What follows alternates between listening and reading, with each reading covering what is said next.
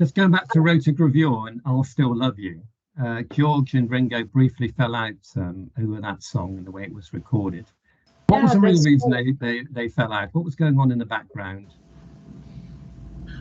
Um, well, I think it gets back to Maureen, doesn't it? Hmm. You know, it gets back to an emotional state between the two of them. Right. Um, But they but soon patched things up. yeah, it was sort of a spat, and then it was, let's lick each other's fur. It is a beautiful song. I really love that song. I don't think Oh, anyone's really done it justice, though. it's an Ringo anthem. George. Yeah, it's an anthem. It is a beautiful song. The guys that, sorry. Talking of beautiful songs, Nancy, there's a certain song on side one of Ring of the Fourth where it's definitely the last verse is about you. Now I sit here with a couple of beers, wondering how I've lasted all of these years. You're beside me and it feeling so right. I'd like to thank you for the rest of my life. 'Cause I gave it Oh, all up. It's just brilliant. I love that song. oh, which song is that? Gave it all up. Oh, Gave It All Up. Yeah. God, I haven't thought about that in decades. Yeah, that's beautiful. That's beautiful. God, we were living in such wonderful, wonderful, magical times back then. There was so much being written that was just so beautiful, and the music was so still stands the test of time, doesn't it? I think Ring Yeah, of the Fourth is very underrated. I think it's a really groovy I album. In fact, agree. I agree. I call those three albums the Nancy Andrews trilogy, the Rotter River, Ring of the Fourth, and Bad Boy. And that's actually my favorite of the three, which is not most people's, but it's mine. Yeah, yeah. And how did Bad the Boy. cover for Ringo the Fourth come about? That's, I think, Rita Wolf is on top of Ringo in that shot. My girlfriend Rita Wolf. Yeah, it would be me, but I was taking the photo, and she. As everybody says, is that you on his shoulders? And I'm going, well, metaphorically, yes. But we were staying at the Plaza Hotel, and my girlfriend Cherry Vanilla. I don't know if you're familiar with Cherry Vanilla. She was one of Andy Warhol's girls. I knew her when she was Kathy Doherty. God, she just had her 80th birthday. I was invited to go to Palm Springs, but can't make this one. She's a girl who was very, very naughty, as you can imagine, being a Warhol.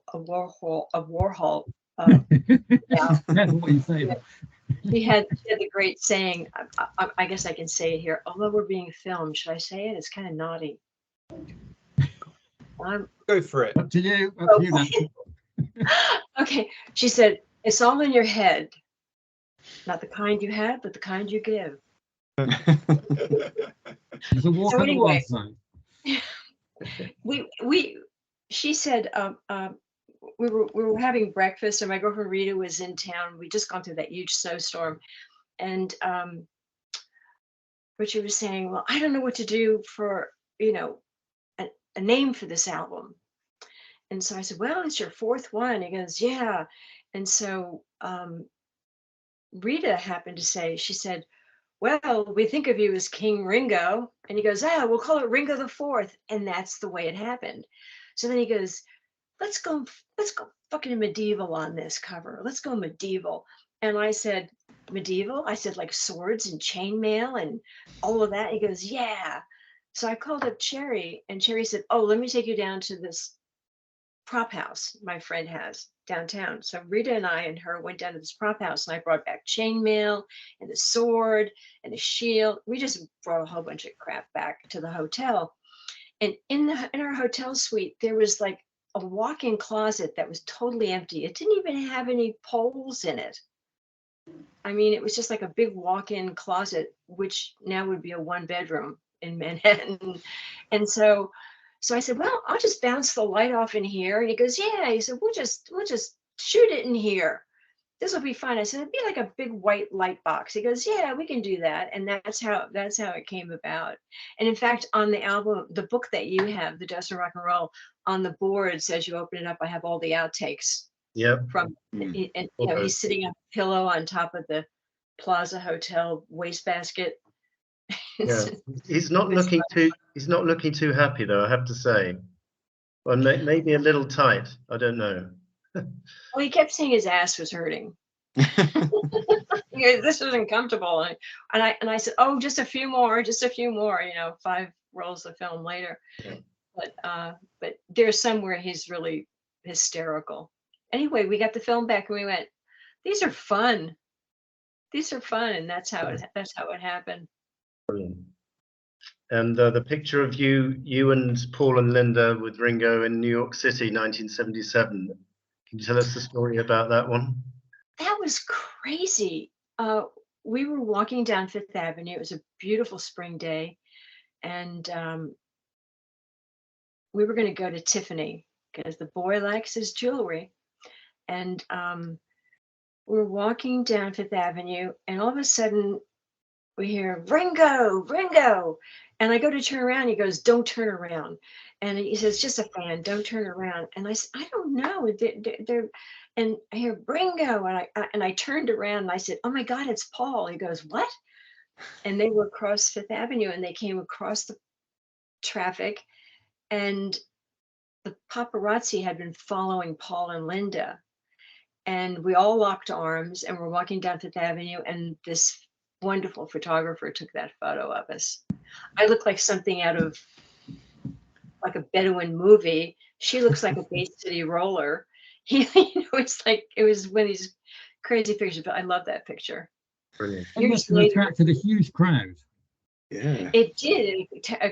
And thank God we were just a block away from the plaza where we were staying, because we just sort of quickly hop skipped over there and had some tea and sandwiches.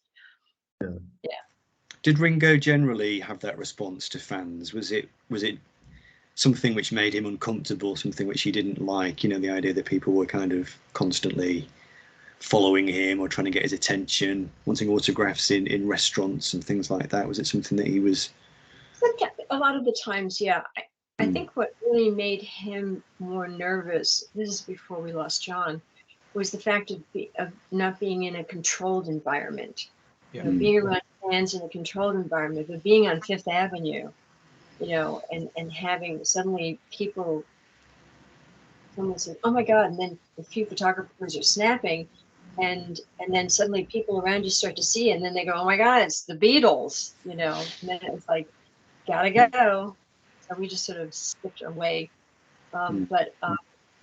Yeah, I mean, I remember when we first got together, we would be in a restaurant and he'd be putting food in his mouth and someone would come over and go, oh God, can I have your autograph? And he'd go, fuck off. Terrible. Saying that, fuck off, I'm eating me dinner. Yeah. But other than that, you know, a lot of times he would sign stuff for people, especially kids. Yeah. Love to do it for kids, younger kids. You know, he would stop and sign for them. And did he ever do your hair at all? What? Did he ever do your hair at all? Because he wanted to be a hairdresser originally, and that was his major. No. You wouldn't let him anywhere near your hair. He never. We were in Germany, and Patty Harrison said to me, oh, you must go see this fabulous. She had had a perm done on her hair. Why I thought I needed a perm. I have curly hair. And she said, you must go see Marlis Mueller. And I went, oh, so while he was doing something, I went to see Marlis Mueller. And I don't know what this freaking woman did. When she was finished, it looked like she rolled my hair on toothpicks. It was so tight and kinky that my hair was down to here. And when she got through, it was up to here. It was like I could pull it out and it would go back. And I remember then they're looking at her going, can you relax it? She goes, oh yeah, I'll put a relaxer in it. Didn't really do much, not much at all. And I was crying, and I remember calling Richard back at the hotel and going, they've ruined my hair, my beautiful hair. And he's going, leave there. I said, well, I've got to pay her 300 krona or something. It's like a huge, ridiculous amount of money. like going to see Vidal Sassoon in Manhattan. And he said, fuck them, don't pay it. And I'm going, I'm not going to walk out of here. He goes, I'll send a car. Just run and jump in the car. And I'm going, no, no. So anyway, I paid the woman and left. And God, if only we had Yelp then, right? I'd give her a review. And so I got back to the hotel and he goes, what happened to your hair? And I said, look at this. Boing. So I called the hairdresser in the hotel and she came up and she started putting all this cream and stuff on it. Got it to relax some, but it took about 1.5 years to grow out. I kept cutting it off as it grew. It's terrible. So that's the only thing to do with my hair and Ringo. He just kept saying, your beautiful hair. And I said, do you still love me? He goes, yeah. He said, we're fine. I guess that kind of evened out the absinthe incident for Ringo a little bit, maybe. Yeah. Oh God, yeah. That was after the absinthe incident. Absolutely. That was well after that, I think. What did Ringo think of his depiction in the Ruttles as Barry Barrington Womble? Oh, he loved it. He loved it. He such fans of English humor. I mean, Monty Python, we were in front of that TV, or catching it somehow, or, back then it was like the Betamax. Remember the Betamax? Mm. Yeah. We would have like the housekeeper tape it on the Betamax. And when you were in New York City, did you and Ringo just pop over to the Dakota, or did you have to phone ahead to visit John and Yoko? We went over to the Dakota and visited. Yeah, Sean was really little, and we had dinner there. We went over. John, it was during his baking bread in time. Yeah. So we were like hanging out in the kitchen while he made bread. He was showing me how to knead dough. And then we would go out. One night we went out to one of their favorite Chinese restaurants. It's a Mr. Chow's? What? Was it Mr. Chow's? I don't know what the name of it was. You probably know better than me. I don't know. And they took a picture of us, the four of us in the street. It was at night. There's some picture somewhere. And I'm still wearing my Moroccan cape.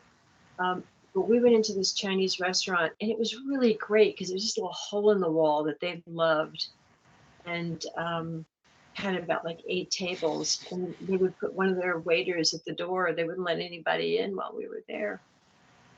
Mm. If there were people there, they just let them finish eating and then, let them leave.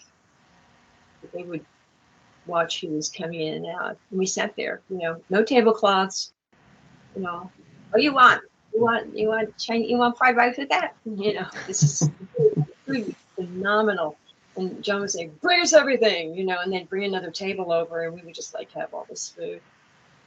And I understand Yoko showed you her office in the Dakota. She did show me her office. I was very impressed.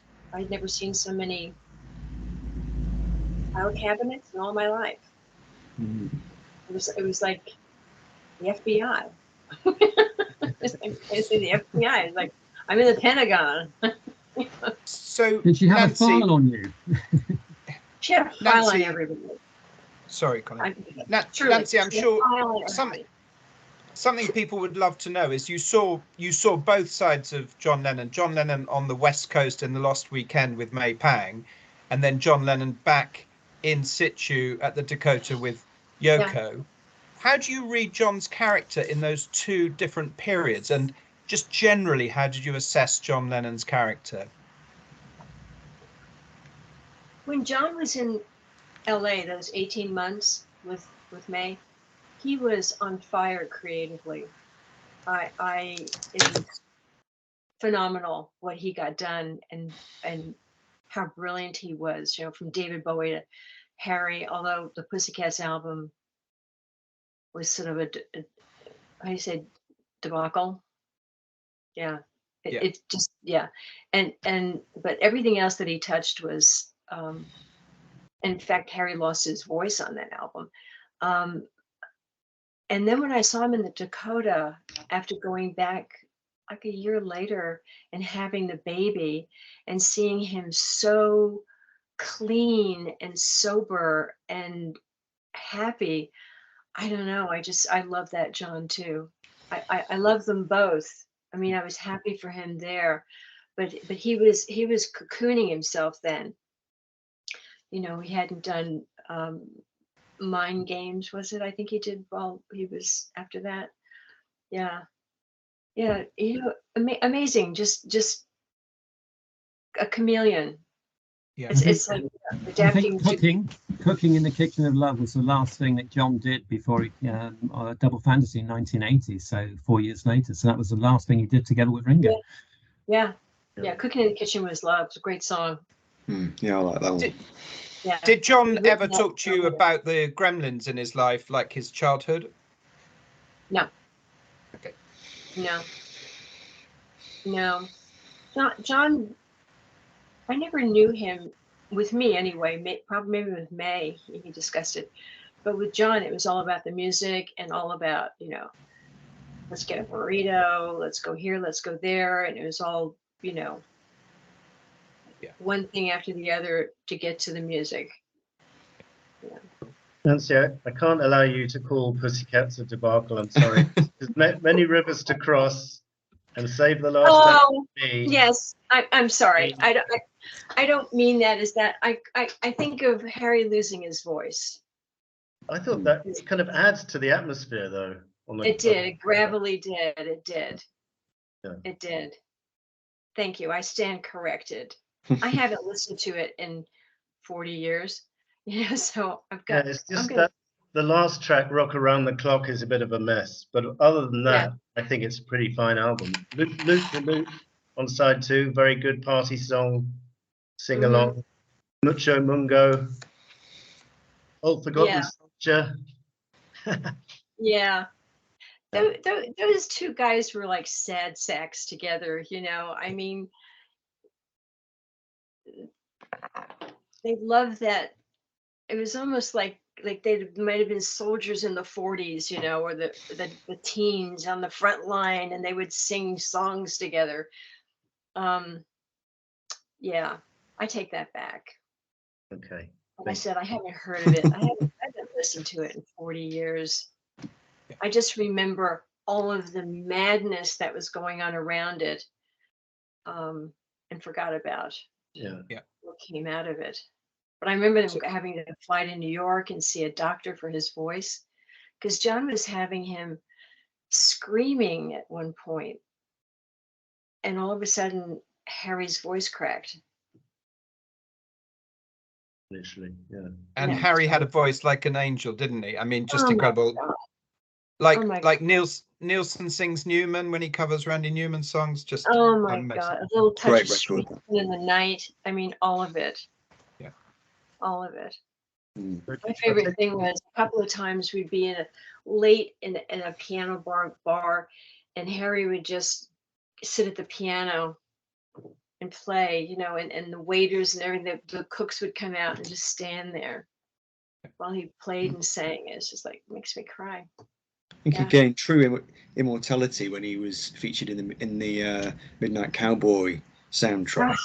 Yeah, and he didn't write that. No, it was Fred Neil. Yeah, but so perfect for him. So Nancy, can I take you back to 1979? My favorite George Harrison album is this one. You and Ringo have any memories of that album? What's the name of that album? It's just self-titled. It's the one with Blow Away, Love Comes to Everyone, Faster, Your Love Is Forever. You don't know? Here Comes the Moon. Here Comes the Moon. Yeah, you know, I think we were moving at such supersonic speed at that time. Is that 79? Yeah. Did you say? Yeah, I think we were moving at such supersonic speed at that time. It's like, for me anyway, it didn't, I have no memory of it. Okay. Just going back to the Bad Boy album, 78, I just want to congratulate you on the album cover, because when I first saw that album, I thought that the cover shot was done by hypnosis. By hypnosis? Yeah, I don't know. It's just something about the composition and the style and Yeah, so it's on. brilliant. How did you come about to create that one? We were sitting every night in Monte Carlo. We had on our on the balcony. We're 33 floors above, and we used to watch everything. We had like these high-powered binoculars, and we would watch like, oh my God, there's a Rolls Royce on top of that boat, that yacht. And then you would go, Jesus Christ, there's a helicopter on top of the Rolls Royce on this one. It was like these these Arabs that were coming in with their yachts. We loved it. We loved to watch what was going on. So we would sit out there every night around sunset, close to it, and have a split of champagne. And he was sitting there, and I was opposite him, and I had my camera in my hand, and he just had the glass, and I just looked at it and I went, oh my God, what a shot. If ever there was a bad boy, this is almost like ring a ding ding baby, Rat Packy kind of thing. And then when we would always shoot, because back then there wasn't digital.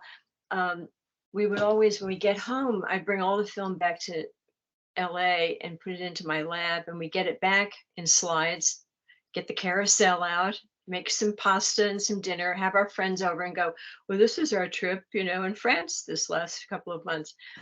It's like a couple of an old couple. And I set up the slide trays, and that came up. There were several variations of it. That came up, and everyone went, oh, wow, that's like a movie. That's epic. And Richard said, that's the cover. He said, that's the cover. Yeah. Because this song Bad Boy is an old tune by Satchmo, the horn player. And he loved getting old recordings, and it's such a great song. And he and Harry were so hooked on it. I'm such a bad. He put it on the album. Boy, yeah. All dressed in fancy clothes. So that's where Bad Boy came from. And how bad a boy was Ringo? We all know that. I mean, he's been whitewashed. I mean, let's take it from 74 to 80 until he met Barbara Bach. All of that is. Yeah. Yeah. I mean, it's even. I've almost been erased, but not quite. The albums that he made during that period have been slightly brushed under the carpet as well, haven't they? They haven't been reissued. They're not on Spotify. Do you know anything about that? It's a strangely forgotten period. No. Yeah, I've never gotten any residuals. So you definitely need to write a book and then have a movie made out of it. We would certainly be buying. Oh my God! From your mouth to God's ears. So, I'm working on a book right now. Oh, cool. Good. That's great to hear, Nancy. Nancy, Yeah. from having seen you in many interviews, I just sense you're just so kind and generous to all the people you've met along your journey. Oh. And especially one Richard Starkey, I'm sure. I mean, it must have been quite tough those 6 years. What do you think? What do you think Ringo's kind of gremlins were underneath? I think just like everybody else, insecurity. Yeah. Insecure, I mean, I remember him saying to me once, he said, he was a manic depressive. Yeah. Sort of like, I made him a little button that says, I'm a manic depressive. If someone came towards me, you'd point at it and go. But his downtime was, he would get quiet and read a book. And those are my favorite times, because when he wasn't quiet and being homey, and he was raving. I mean, Harry Nilsson, I used to say, I'm going to put a sword through your heart, go away. Yeah. go with Harry, Keith Moon. I mean, Yeah.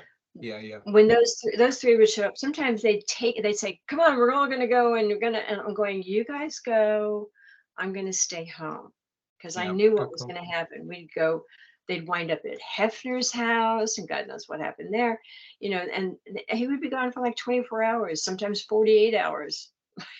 They're just rave. Yeah.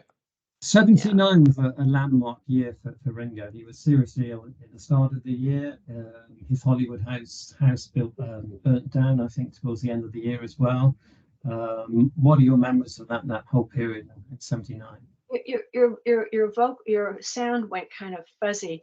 What, 1979 during what? Yeah, I understand Ringo was seriously ill, intestinal, and then later on his house burnt down towards the end of the year. So it was a very difficult period. His annus horribilis, maybe, many ways. What do you remember about that time and how Ringo was? I was I was pulled back a little bit, and he said, well, I'm going to Monte Carlo. And I said, well, I'm not going with you. And it's funny because Monte Carlo was the one place that was it wasn't LA, it wasn't New York. You couldn't go and score anywhere. And I get a call from Hillary, his best friend manager, who also lived in who traveled with us everywhere, Hillary Gerard. And he said, you've got to get on a plane and get here right now. He's in the hospital. And I went, what do you mean? He said, it's his stomach again, because he had peritonitis when he was a child. Yeah. And they said something's acted up with his intestines, and he said, you better get here now. So I immediately threw everything in a bag and got to the airport, put on a plane, and got there. And they had taken like 6 feet of his intestines out. Oh, no. And and they said, you cannot drink. No more brandy for you, young man. And so he said, well, I'll just drink wine then. So he said, I don't want to go back to the apartment. He said, let's take a suite at the Hotel de Paris. I said, great, fine with me. It's got room service, I can go for walks, and it's fabulous. Let's do that. So we sort of moved into the Hotel de Paris for him to recoup and feel better. And that was a time where he was physically kind of broken for a while there. It was hard on him. And I remember about 10 days later, we were downstairs in the dining room. And I looked at him and I said, you really want a drink, don't you? He said, I'm dying for a drink. And I said, well, why don't you have like some club soda and bitters or something? And he goes, are you crazy? And he said, I'll have a glass of wine. I said, no more cognac. I'll have a glass of wine. And I went, I never, hardly ever tried to tell my man what to do. And I said, well, I guess one glass won't hurt, knowing that the gates were being opened. So next thing you know, like, bring the bottle, But he sure is one of life's great survivors. And a few months later, he was well enough to go to Eric's wedding reception at his Yes. manor estate in Hurtwood Edge, I think it was. What do you remember about that reception? Because, of course, we have I Paul, didn't go. George, and Ringo. Oh, you didn't go. Sorry. I didn't go. No. He Did was Ringo talk about playing with Paul and George again? He said it was fun. He said he had a good time. It was fun. They were all drunk and raving. It's probably like 3 or 4 in the morning. That's the thing, it's like I could only take so much of that. I would always find the most comfortable couch in the house and go to sleep. no matter what was going on around me, I could sleep. I've slept on some amazing couches with him. And then I would be shook, you know, like, oh, wake up. Here's a little bit of Coke. Let's go. You know. Do you think was Ringo proud of Paul's success with Wings? I get the impression George Harrison was a bit of jealousy there, maybe, and maybe with Lennon as well. But Ringo, I think, is quite complimentary, isn't he? I think so. Yeah. I think so. I remember. Well, I'm not going to tell you that story because it's in my book. But Right. Advance orders. There's a very funny story about John and Ringo listening to the Wings album. Excellent. All I'll say is that John kept saying, "Oh, it's fucking bubblegum, isn't it?" Oh, I'm curious now as to which album that is. Not my favorite, please. Fucking bubblegum. There's some nice footage of Ringo backstage with Wings, isn't there, from the 70s? Is it the 76 tour? Oh yeah, yeah. Yeah. With Harry You Nilsson. know, Yes, that's right. Oh yeah, can you imagine what happened there? You know, there's no matter what was going on, whether their wife is buffing one of them or they're buffing their wife or whatever was going on, even with Eric and George. I mean, George had Eric come and play on While My Guitar Gently Weeps. I mean, these guys stuck together. It's extraordinary. It's extraordinary because that glue was the music, and that really came first. Was there ever a point, Ringo obviously got all these ridiculous offers about the Beatles reforming, playing live, etc. Was there any time when he was seriously tempted, more so than others? Oh, you mean for the four of them? Hmm. There was a time when I remember they would all call each other and say, well, you know, we're bringing millions of dollars and this and that and the other thing. And George would say, no. And Paul would say, well, I'm on the road. And John would say, fuck them. And Ringo would say, God, I wish we could do it. You know? He was ready to go anytime. Yeah. And it was always George who said no first by the sound of it. I think so. Surprise, surprise. Yeah. So Nancy, you had a good relationship with Ringo's kids. Have you seen them much over the years since? Or I haven't. You know, I haven't. No, I haven't. You know, I'm so happy. I mean, little bitty Lee gave birth to triplets, and I'm so happy about that. I mean, you know, she gave birth to triplets. I Last time I was in London, I called her. This is like about 10 years ago. I called her, and she was out of town. And she said, "I'm so sorry, Nanny. I'm going to miss you." She said, we're out of the country. And I said, "That's okay. We'll get together." But I had a great relationship with her kids. His kids. Yeah, no problem at all. you know, on the gatefold of Rotogravure, on one version there's a picture of Ringo's three kids, and then on my English version there's a picture of, Colin's going to share it. Oh yeah. Ringo stuffing his face or something with chicken, or so that's yeah, that.